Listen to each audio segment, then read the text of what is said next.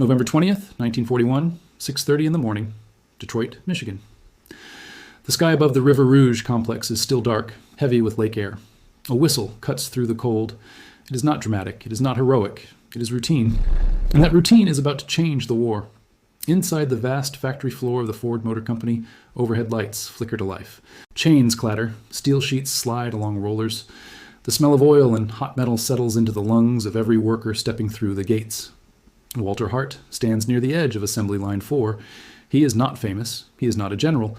He is a production engineer with a slide rule tucked into his coat pocket and graphite dust on his fingers. In Washington, leaders argue about strategy. In Europe, armies are already moving. But here in Detroit, the question is simpler. How do you build enough trucks? Hart runs a hand along the side of a half-assembled chassis. He listens to the rhythm of the line. Too slow, always too slow. At this moment, the United States is not yet officially at war, but contracts are flowing in. The Army wants mobility, not just tanks, not just aircraft. It wants wheels. It wants movement. Across the Atlantic, German columns have shown what speed can do. Blitzkrieg was not only about armor, it was about trucks feeding that armor. Fuel, ammunition, food. Movement is power. Hart understands something many do not. A tank is dramatic. A truck is essential. He watches as workers bolt leaf springs into place. Each movement is timed. Each station has seconds, not minutes. Still, there are delays. Parts arrive unevenly. Axles stack up in corners. Engines wait on pallets. He pulls a clipboard closer and begins sketching. Standardization, the word is plain, almost boring, but it will change everything. Instead of building multiple versions of similar trucks, why not narrow them down?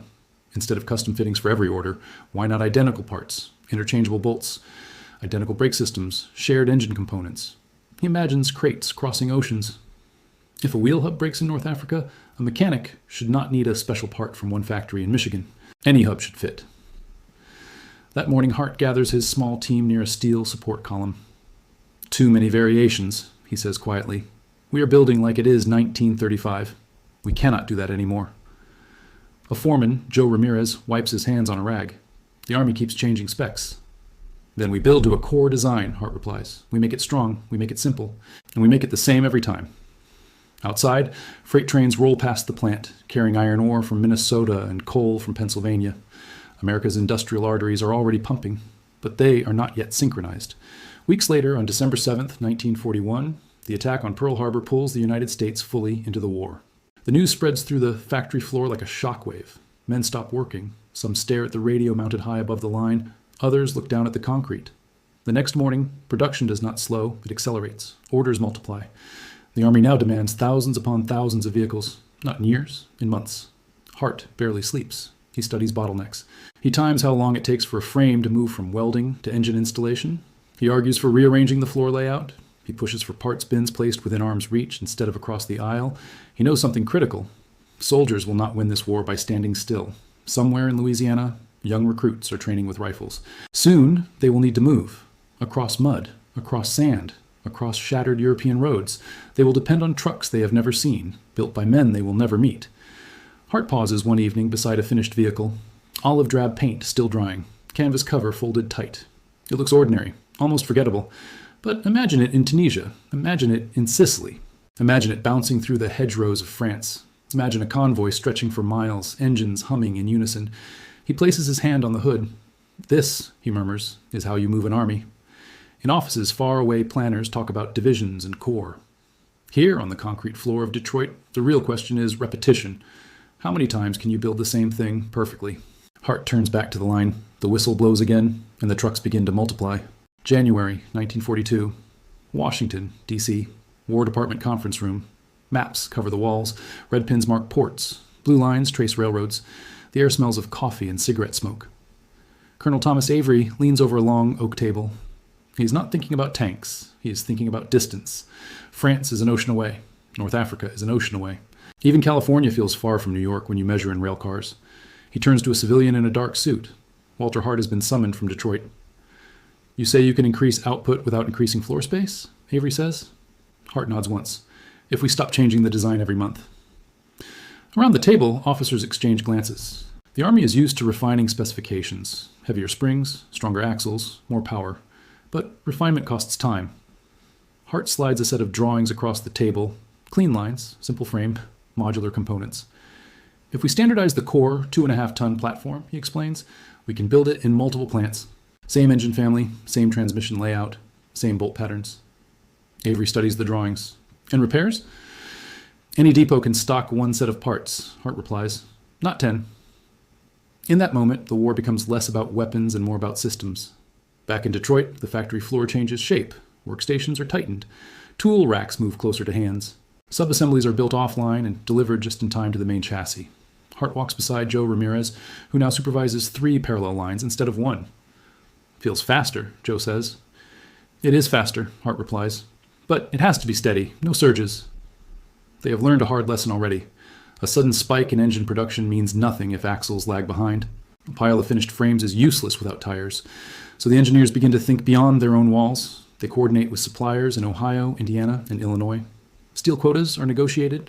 Rubber shipments are scheduled weeks in advance. Rail timetables are revised so parts arrive within hours of need, not days. Some evenings, Hart studies production reports under a single desk lamp.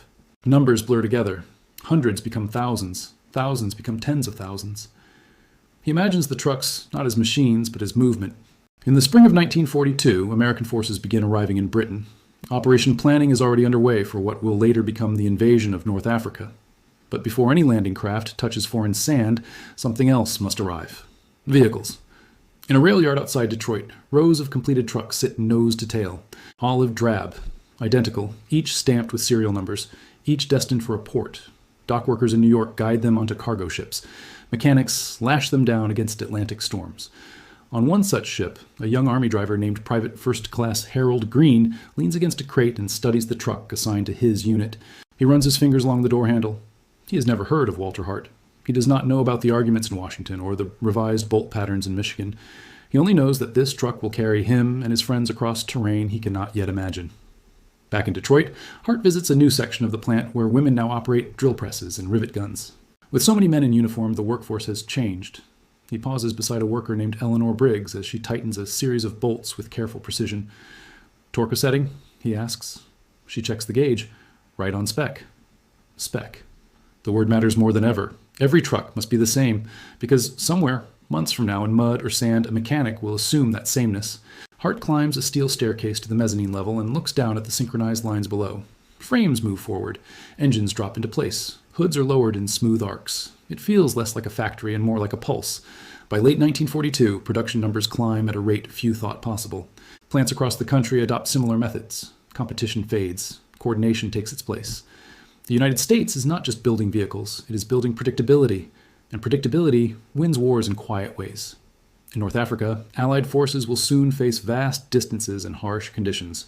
Sand clogs engines. Heat cracks rubber. Supplies stretch thin. But when a truck breaks down, another part fits. When a convoy forms, drivers recognize every control. The machines are familiar. Hart receives a letter forwarded from a logistics officer overseas. It is brief. Your trucks are holding up. Keep them coming. He folds the paper and slips it into his coat pocket. On the factory floor, another whistle blows. Another shift begins, and somewhere across an ocean wheels are already turning. October 23rd, 1942. Near El Alamein, Egypt, just before dawn. The desert is quiet in a way that feels unnatural. Cold air settles over rows of vehicles lined up in shadow. Canvas flaps stir in a faint breeze. Engines tick as metal contracts in the night. Private First Class. Harold Green sits behind the wheel of his truck, hands wrapped around the steering wheel, though the engine is still off. He can taste sand between his teeth. Ahead of him, a column stretches into darkness. Not tanks, not artillery, trucks, fuel trucks, ammunition trucks, water trucks, medical trucks, hundreds of them waiting for a signal. When the engines finally start, it is not a roar. It is a low, steady vibration that rolls across the desert floor like distant thunder. Harold presses the clutch. The truck lurches forward. In Detroit, Walter Hart is just waking up. He does not know that at this exact hour, vehicles built under his revised specifications are crawling across North Africa. But he would recognize the sound if he heard it, that uniform hum, that predictable rhythm. In the desert, predictability is survival. The battle near El Alamein will be remembered for strategy and turning points. But behind the front lines, something quieter is happening. Convoys move at night to avoid detection. Drivers navigate by stars and dimmed headlights. Sand grinds against bearings. Radiators run hot. At a makeshift maintenance stop, a mechanic named Corporal Lewis Bennett kneels beside Harold's truck. He wipes sweat from his brow with a sleeve streaked in grease. Fan belt's worn, he mutters. He reaches into a crate. The replacement fits without modification. Same length, same tension. He tightens it and slaps the hood twice. You are good. Harold nods and climbs back in. Neither man talks about engineering decisions made thousands of miles away. They talk about water rations, about letters from home, about how far they still have to go. But the design matters. The sameness matters. Across North Africa, Allied forces depend on trucks, not just to move forward, but to exist. Fuel must travel farther than the tanks it feeds. Food must cross empty miles before reaching infantry lines. Wounded soldiers rely on steady suspensions over broken ground. By early 1943, the campaign shifts toward Tunisia. Roads are rough, narrow, sometimes little more than tracks. Rain turns dust into slick clay. Convoys snake through hills, headlights dimmed, engines steady. Harold drives with both hands firm on the wheel. The truck rattles, but holds together. Crates in the back shift with each bump. He feels every jolt in his spine. You can imagine sitting there beside him. The smell of fuel, the vibration through the seat, the quiet hope that the engine keeps running. Back in the United States, production has climbed again. Plants in multiple states now follow standardized methods. Components arrive labeled and sorted. Training manuals for drivers and mechanics use identical diagrams. Hart visits another facility in the Midwest to help refine their line layout. He walks past rows of partially assembled trucks and sees the same bolt patterns, the same mounting brackets, the same engine housings, consistency across distance. He runs a hand along a completed frame and thinks about deserts and salt air, about mud and cold rain. In Washington, planners prepare for a new challenge. An invasion of Italy is underway. Soon, there will be talk of a cross-channel assault into France. Each new theater demands movement. The truck becomes more than transport. It becomes timing. It becomes supply lines measured in miles per hour. It becomes the invisible link between strategy and survival. In Sicily, narrow roads twist along cliffs. Drivers inch forward, brakes warm, gears grinding. Trucks carry bridging equipment, spare tires, crates of rations. At a temporary depot, Corporal Bennett opens a maintenance manual printed back in the United States. The diagrams match what he sees under the hood. No surprises, no odd fittings. He smiles faintly. They thought this through. By the end of 1943, American forces are preparing for something larger, something that will require thousands upon thousands of vehicles landing on unfamiliar shores. The trucks built in Detroit and beyond will not lead the headlines. They will not dominate posters. But they will roll. Walter Hart stands one evening at the edge of the factory floor and listens again to the hum of assembly lines. He has grown thinner, more tired, but also more certain. Tanks may break through defenses, aircraft may claim the sky, but trucks carry everything else. He watches as another completed vehicle moves toward inspection, identical to the one before it, identical to the one that will follow. Somewhere in North Africa, Harold shifts into second gear. The convoy keeps moving. June 6th, 1944. Normandy, France. Shortly after sunrise, the sea is gray, the sky is low. Smoke drifts inland over hedgerows and narrow lanes that have not seen this kind of traffic in centuries. On a stretch of sand behind the first waves, trucks begin to roll off landing ships. They do not charge forward, they crawl. Engines strain as tires grip wet sand. Drivers lean out of windows, watching hand signals from shore parties guiding them up improvised ramps. Among them is Sergeant Harold Green. His uniform is older now, his face sharper. The truck he drives looks almost unchanged, olive drab. Canvas cover, standard 2.5-ton platform. Behind him, dozens more follow. The invasion of Normandy will be remembered for courage under fire and the cost of gaining a foothold. But once the beachhead holds, another battle begins. The battle of movement. Roads inland are narrow, lined with thick hedges. Bridges are damaged. Signs are in a language many drivers do not read. Units push forward, and every mile gained must be supplied. Fuel, ammunition, rations, medical kits. The trucks form columns that stretch beyond sight. Dust rises in pale clouds along French lanes. Harold keeps both hands on the wheel as his convoy creeps through a village still smelling of smoke. Children watch from doorways. Civilians step aside as the line passes. At a crossroads, traffic backs up. Tanks, artillery, ambulances, engineers with bulldozers. Everything converges. A lieutenant steps into the road and waves them forward one by one. The truck is no longer just transport. It is a promise. If it keeps running, the line keeps moving. Back in the United States, Walter Hart studies reports pinned to a corkboard. Output numbers are higher than ever. Plants now produce at a pace that once seemed impossible, but he does not celebrate. He knows that the challenge has shifted. The invasion means scale, not hundreds of trucks, not thousands, tens of thousands. He sits with planners reviewing rail capacity from the Midwest to East Coast ports. Every train must run on time. Every crate must match its manifest. Ships must be loaded in correct sequence so vehicles can unload efficiently overseas. One misplaced shipment can slow an entire division. Hart flips through shipping diagrams, rows of vehicles drawn nose to tail inside cargo holds. Weight balanced carefully, spare parts packed in designated sections. Standardization again proves its value. Because the trucks share core components, spare parts can be grouped. Training manuals are universal. Mechanics arriving in France already know the layout under the hood. In Normandy, Corporal Louis Bennett opens the hood of a truck that is stalled along a hedgerow road, a loose connection. He tightens it quickly. Same as back in Africa, he says quietly. Harold waits, watching aircraft pass overhead.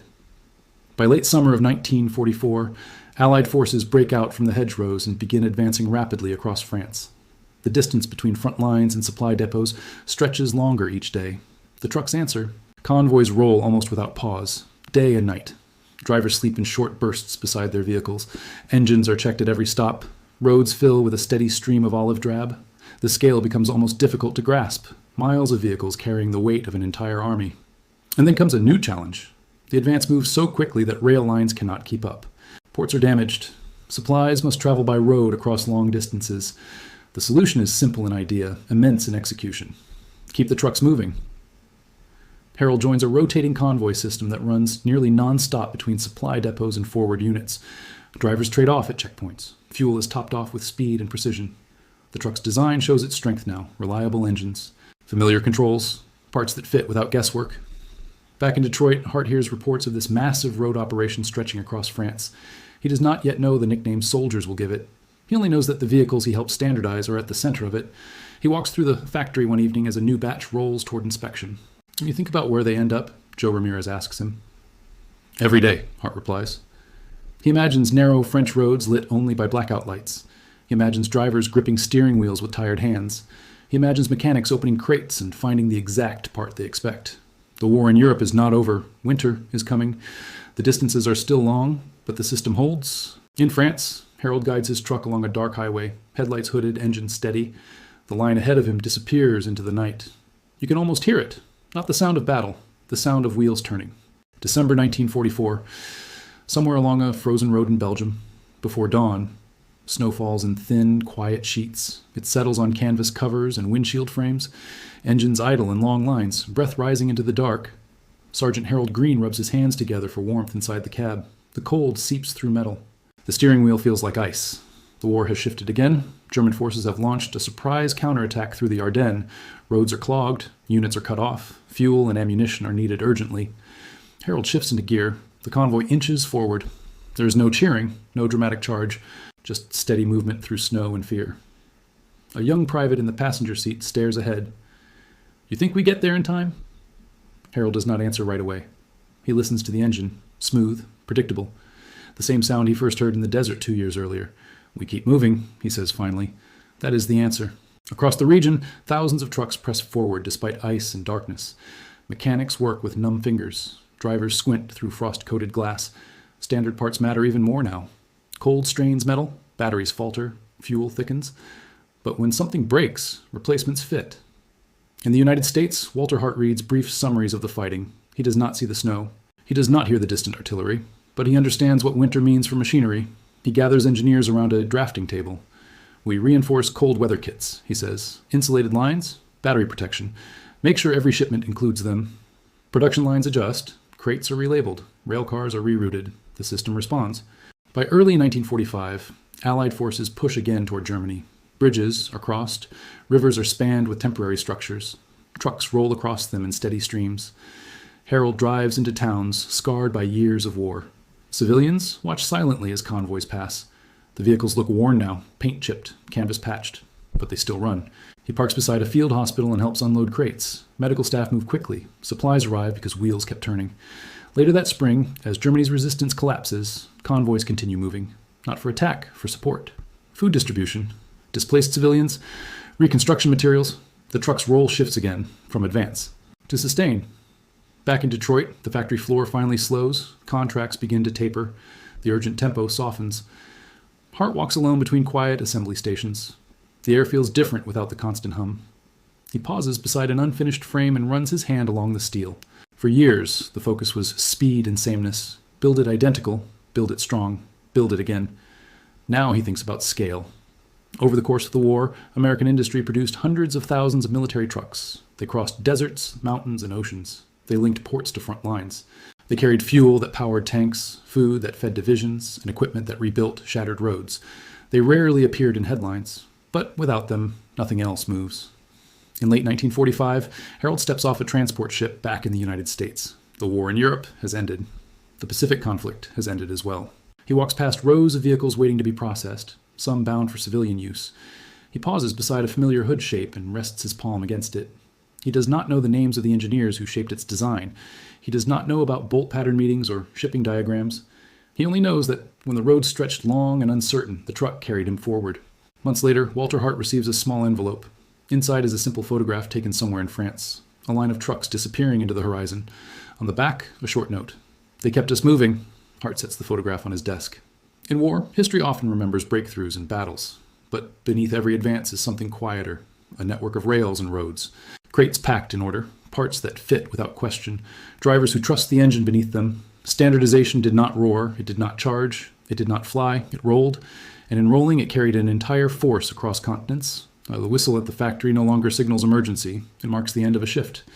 Hart turns off the lights and steps outside into the evening air of Detroit. The sky is calm now. The river moves slowly. The war machine that helped change the world was not only forged in armor, it was assembled, bolt by identical bolt, into something simple, a truck.